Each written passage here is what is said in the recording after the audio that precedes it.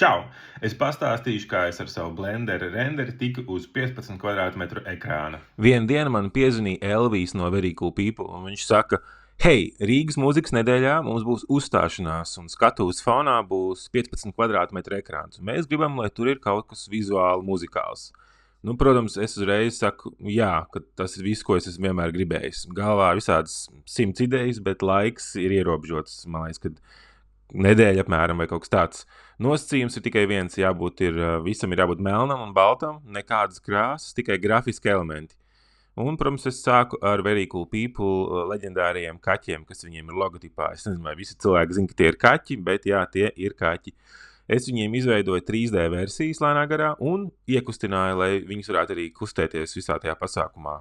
Tālāk sekoja daži vienkārši animācijas testi, lai saprastu, ko ar tiem kaķiem īsti iesākt. Un tad jau bija pienācis nozīmīgs brīdis, kad šo klipu vajadzēja notestēt mūzikas fanam.